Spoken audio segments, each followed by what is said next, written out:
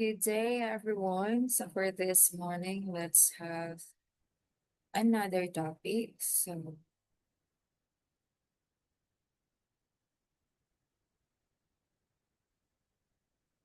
allow me to share my screen to you guys. Okay.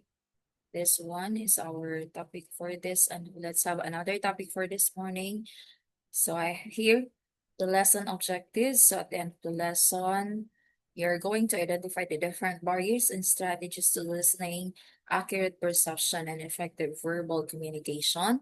Define and differentiate the barriers and strategies to listening, accurate perception, and effective verbal communication, and apply the strategies for active listening, accurate perception, and effective verbal communication. All right. So, communication barriers. Of course, no, when we are to communicate, there is always a barrier, no? Palagi namang meron talagang barriers, okay?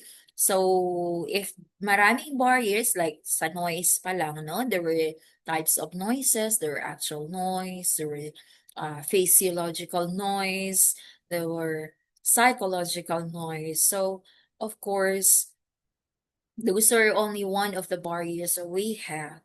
But of course, we need to have strategies, okay, for us to overcome those barriers, no? So we have here various strategies to avoid communication breakdown, all right?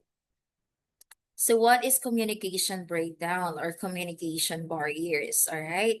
So communication barriers or communication breakdowns, so of course, it hinders the flow of communication process, or it could be a distraction to the communication process, no? Kaya hindi magiging successful sometimes.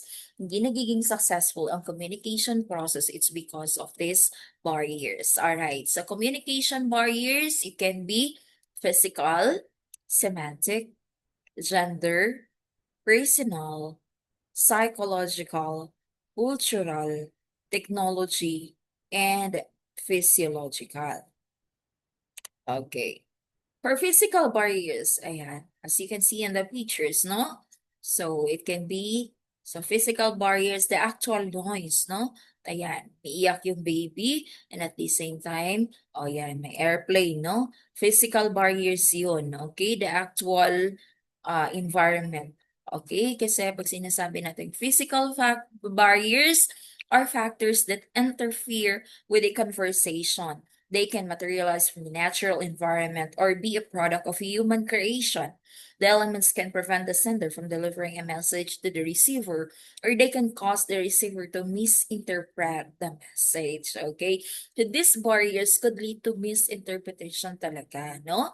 Or you can be misunderstood by someone, no? Nakausap mo. It's because of these barriers na to, no? Sometimes in school, so your classmates, pwede katabi nyo, no? Could be a physical, one of those physical barriers, no? Pwedeng sila. All right, next. All right, so we have examples of physical barriers. So noise, excessive information, and distortion. Okay, so physical barriers not always ano lang, no. It can be sobra ng marami ng for example, ang tagal niyo nang nakikinig ng seminar or ng lecture, for example. So medyo na kayo, parang you were so exhausted in your mind as well. So, pwedeng gano'n, no? So, marami na, excessive information. So, medyo magulo na. Okay, what about the semantic barriers? Okay, as you can see in the picture, no? There is a speaker and probably the other side, we have the listener, okay? So, si speaker, iba yung language na, no? Iba yung sinasabi ni speaker. Okay, so nagka-converse sila. Okay, well, the listener, iba rin. Okay, English is the listener, but the speaker, she's not, no? Kaya sabi, what did you say? So, di ba? Hindi sila nagkakaintindihan. It's because of the language, no? Okay, so sige. Next. Okay. Kasi pag sinabi kasi natin semantic barriers muna tayo, okay? Pag sinabi kasi natin semantic barriers can be seen in different areas as interpersonal communication, social interaction, and workplace issues. So sometimes, no, or most of the time, it depends upon on the field of experience na meron tayo, on our specific field of our chosen career, no? Because there were languages not only appropriate for those, okay, specific field, no? So, but that's why importante yung choice of words, the language to be used, no? Okay, for this for you not to have this semantic barriers. So kailangan appropriate, or it should be, wag kang gumamit ng mga slang words when you were to communicate, no? Okay. Interpersonal communication is how coworkers or employees relate to one another in the workplace on a daily basis. This might also be referred to as professional communication, interpersonal communication. You're communicating to other people. Okay? Okay, so interpersonal, so it's opposite of intrapersonal. Okay? Kasi ang intrapersonal is a communication happens within yourself. So within yourself lang, ikaw lang. Okay? Memorization, prayer, okay? Yung mga those things, no? Meditation or whatsoever, no? Okay, so yun. Basta, tandaan nyo lang, intra, wala kayong kausap. Only yourself, no? Ikaw lang, nagsasalita, no? Pero pag interpersonal, there is someone, okay, na kausap mo na. Okay, it involves another person or another individual. All right, next. Okay, examples of semantic barriers, use of idioms, misunderstood words, non-native speakers, missed or misinterpreted jokes, differences in emoting, tech trouble, lack of information. So these are the factors, or these were examples of that could lead to semantic barriers. So i-avoid natin to.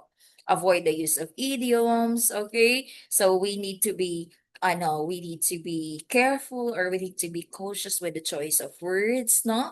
And also learn to you should know your listener, you should know your audience in that way, no?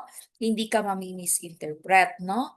Okay, so and of course, before speaking to someone, or before having your, for example, speech, no, you need to have deeper study of what topic you were saying, or what topic you were to imply with them, no? In that way, in that way, hindi ka magkakaroon ng tinatawag natin na lack of information, or it can be sometimes kasi, no, lack of information, it really depends upon us, no?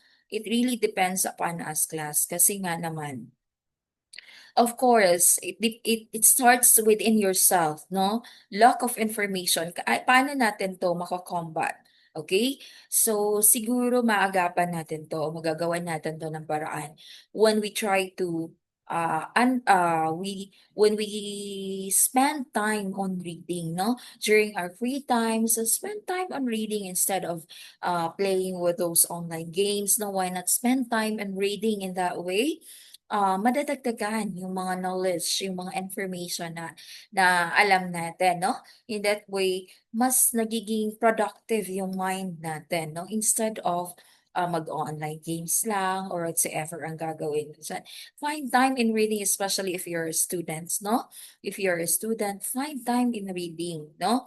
Use of idioms, because idioms are really hard to understand. So, dapat it's a no-no thing, no? So, yeah, honestly, ang ganda nga naman if you're this kind of person na marami kang alam na idiomatic expressions, no? Because these idioms, ano naman, parang it sound like you were so smart. If I may hear someone speaking or using these idioms, I may say talaga na parang ang smart-smart ng dating. But however, ano naman, if you sounded smart to others, but then hindi ka naman naintindihan ng kausap mo, so useless, no? That's why ako, whenever I have my classes. So it's not at all times na I really have to speak in English the whole time, but I have to translate and then the Filipino sometimes, no? Kaya lang hindi maiwasan na talagang ano. So that's why I make it a point because I really want you all to understand what I'm saying, no? Well, these idioms kasi, iba yung idioms eh. The words, okay, it's not really the literal meaning, okay? For example, pag sinabi mong it's just a piece of a cake, no? For example, have you done your task? Okay, tanungin mo yung friend mo, tapos ka na ba? Sabihin ng friend mo, yeah, it's just a piece of a cake for me. So pag sinabi mong ganun, piece of a cake, yung ano yun, kung hindi mo alam, ano daw? Tinatanong ko lang naman siya kung tapos na ba siya sa ano, gagawin. Tapos, it's just a piece of a cake. Okay? Okay. Kung hindi mo alam yung idiomatic expressions na yun, then definitely, mami-misinterpret mo siya, no? Ano yung sinasabi niya? Iba naman yung tanong ko sa sinasabi niya. But, if you're familiar with that with those idioms, no? With that kind of idiom, kung alam mo yun, okay, kung alam mo yung idioms na yun, idiomatic expressions na yun, then that way, okay. So, piece of a cake, easy, madali lang daw. Okay? So, you see, piece of a cake, it's not really the literal meaning na it's just a piece of a cake na talagang may kapiraso dyan ng cake, no? So, you see, ganun ang idioms. That's why, avoid the use of idioms, no? Because sometimes it could lead to semantic barriers. Okay? Nagkakaroon na ng barriers sa communication process. Imagine mo, kung ikaw yung kaya speaker na mahilig ka mag-share ng idiomatic expressions tapos basta mo na lang sinasabi, no? Tapos hindi mo naman ini-explain. So you probably could be misunderstood by someone whom you're talking to, no? Okay, for example, you have a friend, tinatanong mo, okay? Pasikot, ang daming sinasabi. So you would say, please, stop beating around the bush, no? Pag sinabi mong gano'n. So, nagtataka yung friend mo, for example, hindi niya alam yung sinasabi mo. Ano yung ibig sabihin? So that only means you're saying to your friend na, okay, can you please go straight to the point? No, yun lang naman yung ibig sabihin. But the idioms say, stop beating around the bush. No? You see? So idioms are really hard to understand. That's why we should avoid this. No? Avoid natin hanggat maaari. Kasi nga, um, of course, depende sa ating mga audiences. Depende sa ating mga listeners, no? Okay? So you should know your audience. You should know your listeners. In that way, you are not the flow of communication process will be successful and you will not be misunderstood. Okay. Next. Okay, gender barriers. Okay. So, gender barriers. Kung merong semantic barriers, of course, meron gender barriers, no? Okay, what is gender barriers? Refer to the limitations that arise in the process of exchanging information between individuals of different genders. These barriers emerge due to societal expectations, cultural norms, and stereotypes associated with gender roles. Okay. So gender barriers talagang nangyayari, no? Of course, we have different gender preferences, no? Iba-iba naman tayo ng preferences when it comes to gender, no? And others, no? Others, so meron talagang, for example, a certain group of individual, meron silang mga words, no? Na sila-sila lang ang nagkakaintindihan. They have their slang languages, no? Especially those mga LGBTQ, no? Yung mga members ng ganon, okay? Especially the gay individuals, no? They have their own language. They have their slang languages na sila-sila nagkakaintindihan. If you have a friend na who's a gay and then lagi mong nakakasama, then definitely, somehow, naiintindihan mo rin yung mga words na ginagamit nila. But then, if you don't, if it happens na wala kang kaibigan na gano'n, okay? So, anong mangyayari? So, pwedeng mahahang ka, no? May iwan ka sa ere habang nagkikipag-usap. Ano bang pinagsasabi nila? Hindi ko na maintindihan, no? Gender barriers. Okay, mga ganon, no? Okay, next. Personal barriers, okay? Or could sometimes be personal barriers. Ang hirap pag ito mismo. No? Ang hirap pag personal barriers. Say for example niyan, no? Oh, sabi ng isang picture, 6 yan. Sabi ng isang picture. 9 yan. Sabi ng okay, the other one saying number 6 nga daw yun. Kasi nga naman, sa side niya, okay, while he's looking at sa side niya, habang tinitingnan niya tong number na to, so it was really 6, no? Pero sa kabilang side naman, okay, tinitingnan ng isang tao, no, it's 9, no? Eto naman, okay, sa pagbibilang naman, okay? So somehow, yung first picture, pwede mong maintindihan. Kasi siyempre kung ganyan nga naman ang pagkagawa, no? Kung ganyan nga naman ang pwesto mo, okay, your opposite direction to the other someone, no? For example, ganyan. So talaga namang sasabihin mo 6, you will say 9, syempre. And obviously, sasabihin din sa kabila 9 kasi to her direction, to his direction, that's number 9 really, and the other side, that's number 6 really. Therefore, pwede mo pa silang maintindihan somehow. Okay? But the other picture, it is really confusing, no? Kasi sabi nung isa 4. Okay? Tama naman, 4. Pero sabi naman ng isa, no. 3 yan. Okay? So, di ba? Personal barriers. So, maaring itong isa, hindi marunong magbilang. Kasi bakit sabi niya, no, it's 3, no? Samantalang it's 4 naman talaga. Okay? Maaring hindi siya marunong magbilang, or it can be may problema sa sense of sight niya, no? Pwedeng ganon. So, personal barriers. Okay? Sa simpleng ganyan pa lang, no?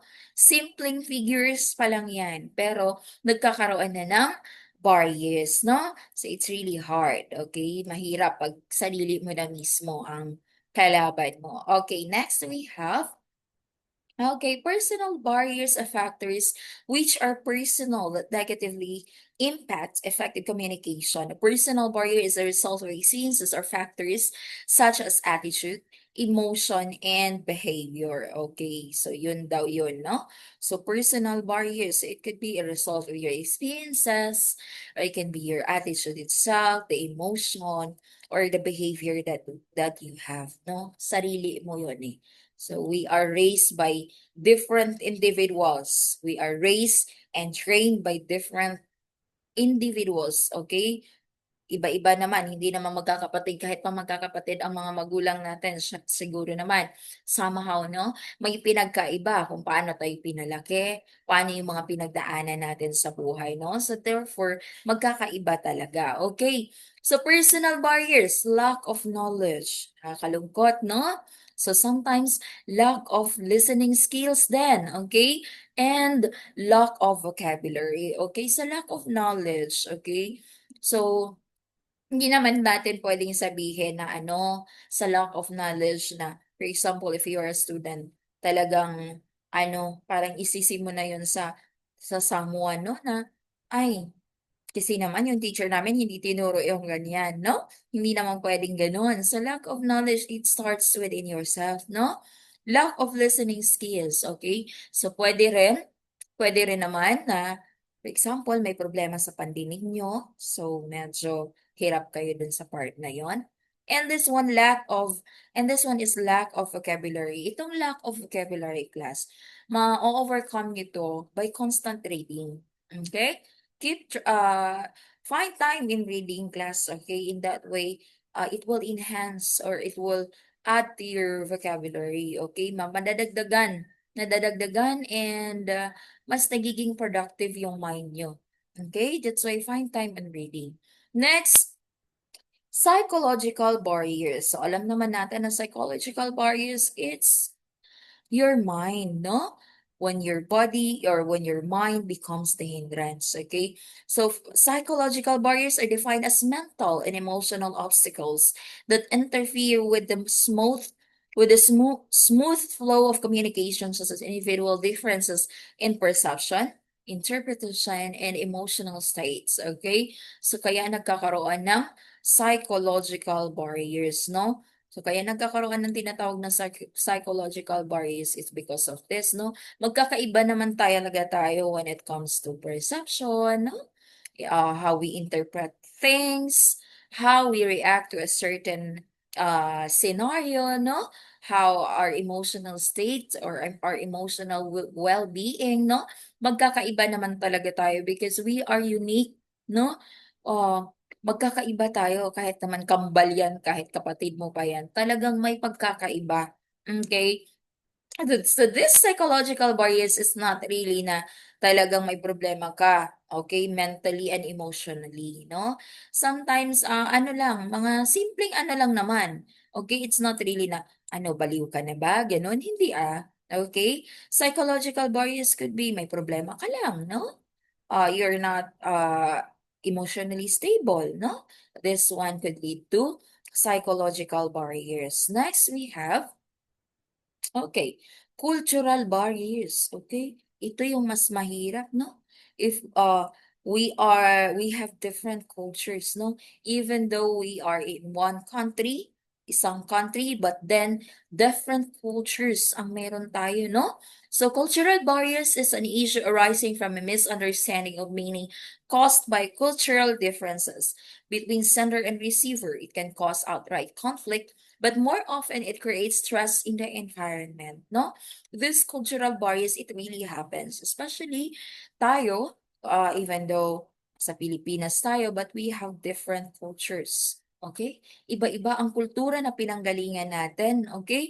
Kahit Pilipino tayo, yes, we have same culture. We maybe have the same culture. However, I know, especially for those people na talagang came from provinces, in the remote areas. So may mga cultures sila na, hindi natin alam. Ay talaga? Ganun pala dito? Okay? The only thing you would know sometimes kapag nakapunta ka sa lugar na yun, ay ganito pala dito, ganito, ganyan. Okay? So, di ba? Example na lang dyan, for example, di ba? For example, sa pagkain, no? Di ba? Kapag nakapunta ka sa isang lugar, meron talaga silang, yung lugar na 'to kilala sila sa ganitong pagkain. Ay talaga? Kinakain pala yan sa inyo, sa amin hindi. Okay? Those things. Kahit na makasimpleng gano'n 'no, talagang may pagkakaiba. So therefore, obviously, so we have different cultures, iba-iba tayo ng kultura, then therefore, given na talaga na magkakaroon tayo ng cultural barriers. That's why, for example, if you are a speaker, then you are assigned or you wanted to talk to someone, know their culture. That's why it's a must na you should know your audience talaga. Know your listener. Know that someone whom you want to talk to or whom you are talking to. 'Di ba? Para maiwasan natin 'tong mga barriers na 'to. No? Dapat mas kilalanin mo. Kilalanin mo yung makakausap mo. Kilalanin mo yung kakausapin mo. Okay? Next. Okay, technology barrier. Ayan na. Okay? Okay, so I know that you guys would relate to it, especially during the pandemic time, no? Ang pag-aaral nyo noon ay online. Actually, natin, no? Experience ko rin naman to, no? So, dahil pandemic, so we are not allowed to go to attend the online, I mean, face-to-face classes. So, sorry. So, we are not allowed to attend face-to-face class. So, that's why anong ginagawa natin? So, anong ginagawa? Ayan, nag-online lang. So, ano talaga natin to, na-encounter talaga natin to. Okay? Ang hina ng internet. Imbis na mas maintindihan mo ang lecture, hindi na. Dahil napakaingay talaga ng internet, no? Ay, napakaingay. Napakahina ng internet. You know, for example, no? Paputol-putol. Okay? O kaya naman, pag may tinitingnan na fina-flash sa screen, hindi mo halos makita, no? Sometimes kapag sobrang hina, hindi mo ma-view kasi sobrang hina. Okay? So talagang, I know that everyone could relate to this technology barriers, no? Up to this time naman, no? Especially kapag masama ang panahon, no? Okay, technology barriers. Okay. Refer to obstructions encountered during the process of communication due to limitations or difficulties associated with the use of technology, resulting in reduced clarity, accuracy, or efficiency of the message. So, because of this technology barriers, okay, nahihirapan tayong maliwanagan, no? Hindi nagiging accurate or nagiging efficient kung ano man yung message that kailangan nating maintindihan, no? It's because of these technology barriers. Okay. Next, we have physiological barriers. Okay. So, physiological barriers when your body becomes the hindrance, no? So, kagaya niyan, ng first picture, ayan. So, ang sakit na ano nangyari? Okay, may body pain si tatay, no?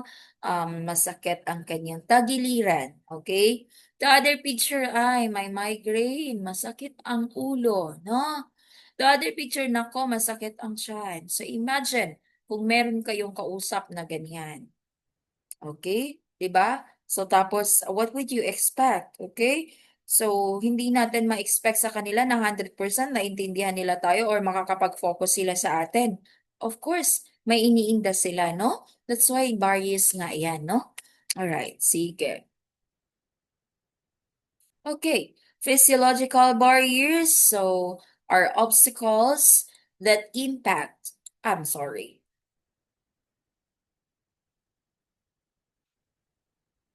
Okay, pag sinabi nating physiological barriers are obstacles that impact effective communication because of the condition of the human body and mind. Okay, physical and mental conditions play crucial roles in determining how to effectively convey messages or interpret them. No? Kasi naman, physiological barriers kasi, hindi lang naman yun na, okay, masakit ang parte ng katawan natin, yun lang yun. Magkasama na yun sa ating mental state or ating utak kasi our mind will interpret. Okay? So for example, masakit yung tiyan mo. Syempre sasabihin ng utak mo, ay masakit ang tiyan mo. Okay? Hindi naman yung tiyan yung bumubulong sa'yo na masakit ang tiyan mo. Okay? It's your brain who interpret, ay masakit ang tiyan mo. Okay? Ay, ang sakit ng ulo ko. Okay? It's your brain who is responsible for that. It's your mind. So therefore, human body and mind. So, ano yan ha?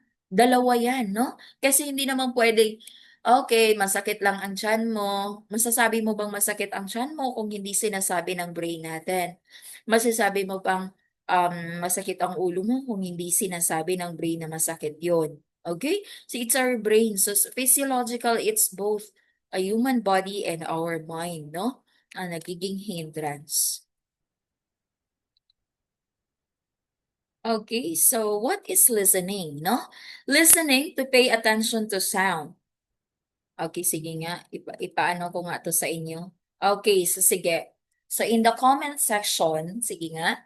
In the comment section, write your answer.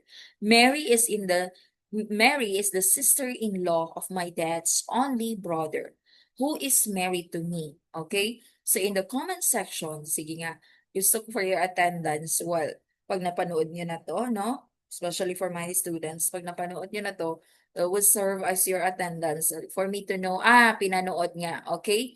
In the comment section, okay, you write your answer and then with your grade level, no? For example, anong school? Okay, in that way I would know, okay. Let's say for example, uh, 11 ALS BNHS. 11 ALS TIS standalone. Ganon ha? Okay. So sige, sagutan niyo to. Mary is the sister-in-law of my dad's only brother who is married to me. Okay, so ayan, sagutan niyo yan ha. Next, we have what is listening. Okay, listening to pay attention to sound, to hear something with thoughtful attention, give consideration, to be alert to catch an expected sound. Okay, listening to pay attention to sound. Okay? So listening is different from hearing class because hearing, okay, pag sinabi nating hearing, so wala tayong gagawin kundi parang ganito lang 'yan. Wala tayong choice. Kundi nakakarinig talaga tayo. It's because we are gifted with okay, pandinig, no? So sa mga biniyayaan ng pandinig, talagang whether we like it or not, we could hear things, no? Mayroon talaga tayong maririnig, no? Makakarinig tayo, okay? So makakarinig tayo whether you like it or not. Now, okay, nakakarinig ka. But listening kasi class, kailangan mong unawain, no? Listening and the hearing, it's a different thing. Kasi hearing, basta mo lang narinig, for example, maingay yung katabi mo, narinig mo, nagdadaldalan sila, ganun lang. Pero ang listening class, my thoughtful attention, to pay attention, thoughtful attention, no? Ibig sabihin, talagang iniisip mo yung naririnig mo, inuunawa mo, iniintindi mo, okay? To hear something with thoughtful attention, or sometimes, ano ba sinasabi niya?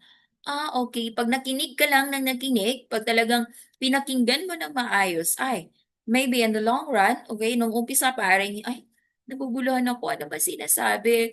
But then, pero if you only give time to pay attention, okay, to concentrate or to focus of what you are listening, no? Of what you are hearing pala, that is listening already. Kapag nag-focus ka, nag-concentrate ka, nag-isip ka sa napakinggan mo, that is listening. Okay? So I hope you guys could differentiate the difference between the two. Huh? Okay. Barriers to listening. So we have here the barriers to listening. Okay, first one we have focusing on a personal agenda. Okay, so the one could be the factor, no? Okay, so kaya instead na makinig ka, hindi na maintindihan mo yung napakinggan mo, hindi. Kasi may sarili kang agenda, no? Experience is experiencing information overload. No? Criticizing the speaker, experiencing information overload. Marami na, masyado nang bombarded yung information na napakinggan mo. So, medyo pagod na yung utak natin. Syempre naman, napapagod ang utak natin, no? Okay, so that's why information overload na. Okay. Criticizing the speaker, or sometimes sa speaker mismo may problema ka sa speaker. For example, ayaw mo sa speaker na yan. O kaya minsan gusto mo sa speaker kaya nakinig ka ng maigi. Minsan naman ayaw ko kaya hindi ka nakinig. No? It can be a factor of course. Getting distracted by emotional noise, or ikaw mismo may nararamdaman, broken-hearted ka ba? No? May problema ka ba? Okay?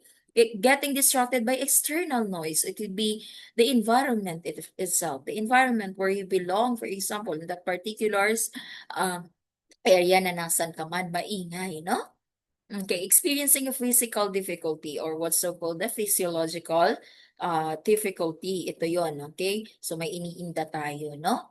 Okay, strategies for active listening. Okay, we have here strategies for active listening. So parang tatawid ka lang yan ng kalsada, no? First, you have to stop, no? So, syempre, pakinggan natin. Alam nga naman, habang nakikinig tayo, anong ginagawa natin? Habang may pinapakinggan tayo, dada din tayo ng dada. Paano tayo magkakaunawaan yan? So, syempre, habang may pinapakinggan ka, of course, tatahimik ka. Okay? You would stop. Kasi makikinig ka eh. Stop muna. Makinig. Tumahimik. Look. Okay? O, para lang talaga yung tatawid. Stop, look, and listen. Okay? Look, okay, of course, look for signs, okay? Ano yung mga signs?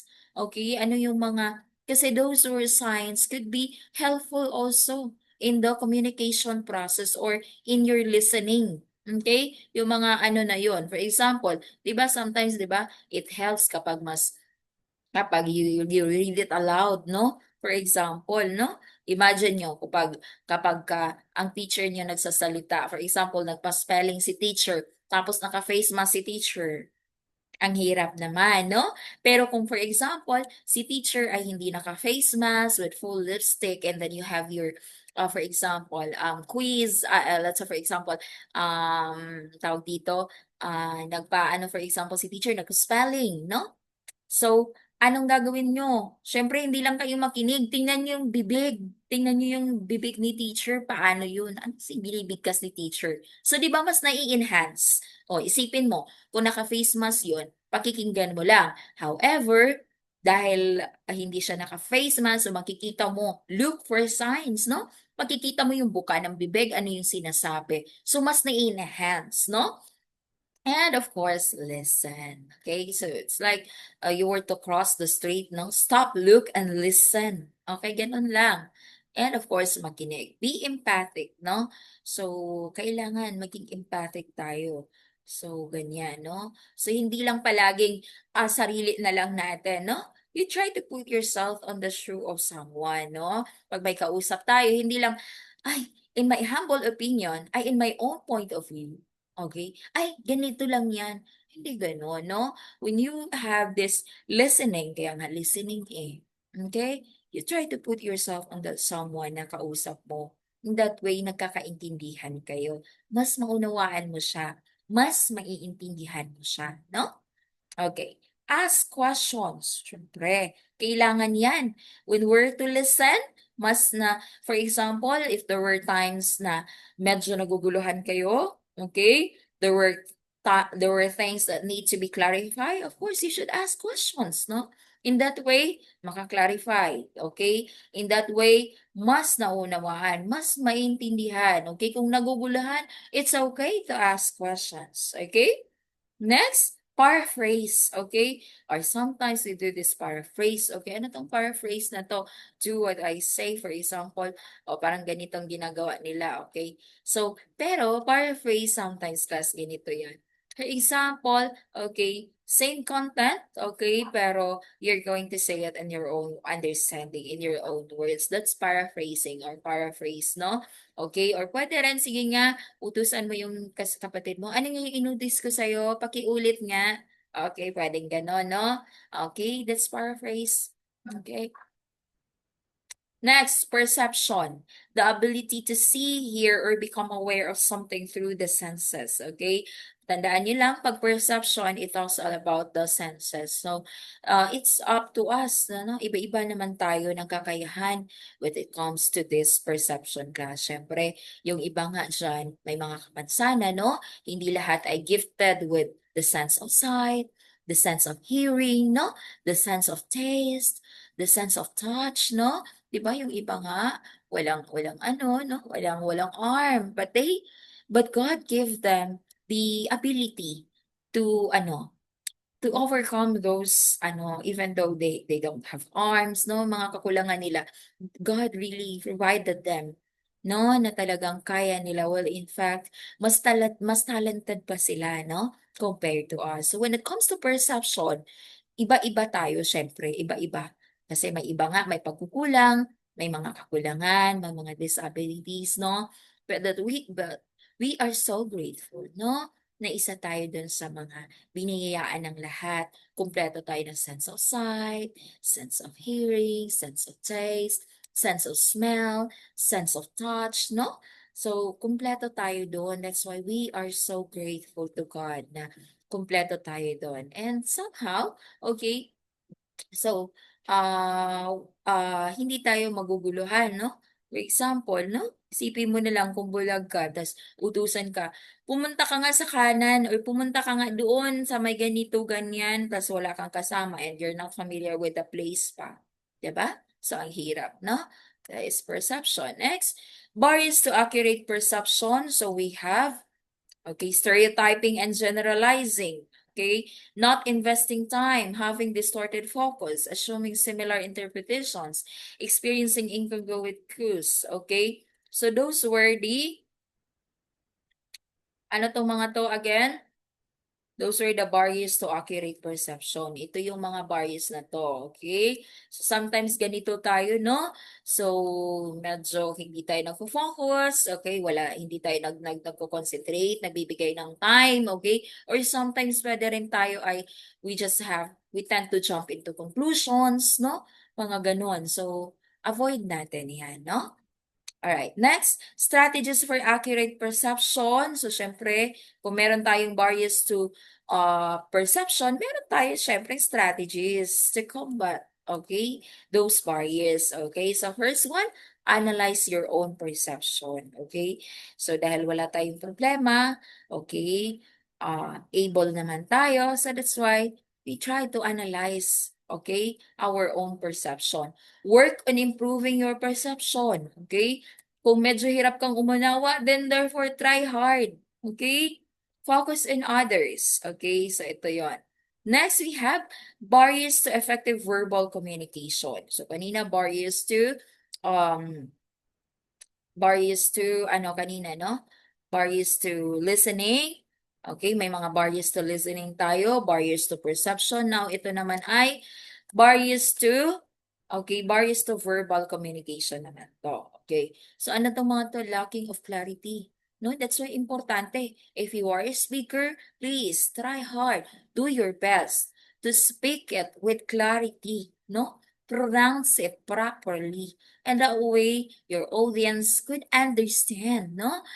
Okay, using stereotypes and generalization, jumping to conclusions. So, di ba? We tend to jump to conclusions. So, dysfunctional responses, even our responses, may problema tayo dyan minsan, no?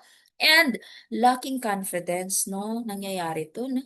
I know you will relate to it. So, in fact, even just a simple introduction of yourself, just standing in front of your classmates and introducing yourself, parang hirap na hirap pa.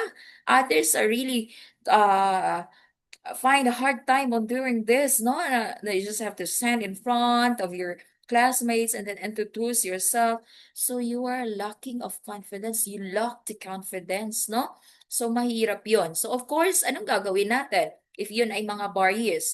So this one, strategies for an effective verbal communication. So we are going to think of strategies to combat those, no? So I have here, so first one, focus on the issue,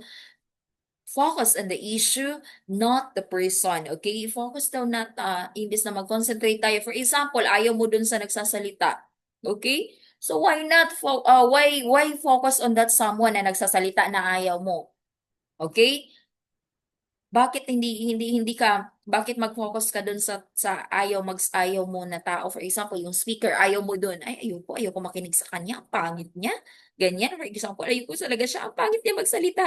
Okay? So instead of mag-focus ka dun sa nagsasalita, why not focus on the message or the content, no? Why not focus on the issue, not the person? Okay? So yun yun. Next, be genuine rather than manipulative. Okay? Importante yan, no? Empathize rather than remain detached. Di ba?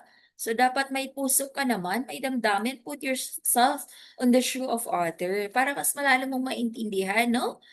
Okay. Next, be flexible towards others. Kailangan din to, no? Value yourself and your own experiences. And lastly, use of affirming responses. Okay? So, di ba mas masarap kapag, for example, may nagawa tayong isang bagay, kahit simple man yan, pero naririnig natin na appreciate tayo. Di ba? If someone would say, "Uy, ang galing ng ginawa mo. Ay, thank you dito." Di ba? Ang sarap, no? Di ba? So why not focus on, so instead of focusing on the negative ones, no? Mga negatibo, mga weakness ng someone, focus on the positive one. In that way, maging positive ka rin na tao, no? You have this positive perception or positive outlook in life, no? So kung ikaw yung tipo ng taong ganito, so I think peaceful. Peaceful ang utak mo, no? Okay. So that ends my topic for this morning. So that ends my topic. Okay. And of course, thank you for having me. Okay. I hope you enjoy and I hope you learned something from the discussion we have today. Okay. That's all. And thank you and God bless.